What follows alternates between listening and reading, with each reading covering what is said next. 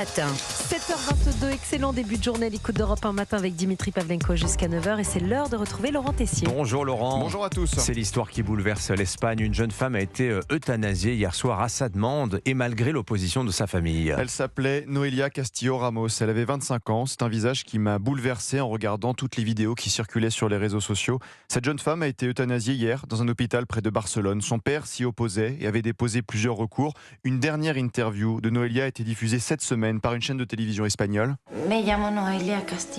Je m'appelle Noelia Castillo Ramos. J'ai 25 ans. Il me reste 4 jours parce que le 26 mars, je serai euthanasiée. Noelia avait été victime d'un viol collectif il y a quelques années dans un centre d'accueil par des mineurs étrangers non accompagnés. Traumatisée, elle avait tenté de se suicider en 2022 en se jetant du 5e étage. Elle était devenue paraplégique et Noelia avait obtenu le droit d'être euthanasiée pour souffrance physique et psychologique grave. Feu vert de la justice espagnole, de la Cour européenne des droits de l'homme. Aucun membre de ma famille n'est en faveur de l'euthanasie, disait-elle. Mais j'ai souffert pendant toutes ces années, je veux simplement partir en paix. Et pendant cette interview à la télévision espagnole, on la voyait regarder des photos d'elle, enfant. Sa mère était à ses côtés. Les parents sont divorcés. Je ne suis pas d'accord avec l'euthanasie, déclarait sa mère. Je n'ai pas de baguette magique pour l'arrêter. Un juge a décidé de la vie de ma fille. Cette décision est prise par des personnes qui ne l'ont même pas mise au monde.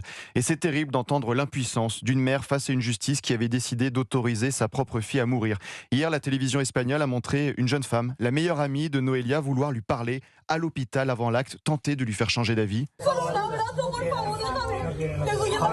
Sa meilleure amie n'a pas pu l'approcher. Hier, en fin de journée, à 18h, Noelia, 25 ans, est morte. Son décès a été annoncé sur les chaînes espagnoles.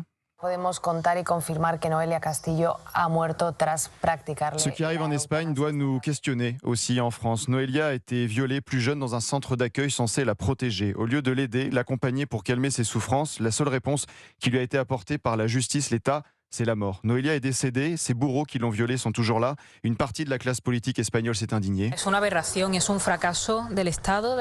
Je cite, c'est un échec de l'État et des pouvoirs publics. Cela ouvre une voie très dangereuse car une maladie psychiatrique pourrait désormais servir de prétexte à l'euthanasie. En France, Marion Maréchal a réagi. Ce drame pourrait bientôt se dérouler chez nous si la boîte de Pandore de l'euthanasie humaine était ouverte. Ce message aussi du républicain François-Xavier Bellamy. L'Espagne a répondu à la souffrance de Noelia en mettant fin à ses jours. L'euthanasie a fini le travail des bourreaux qui avaient voulu la détruire.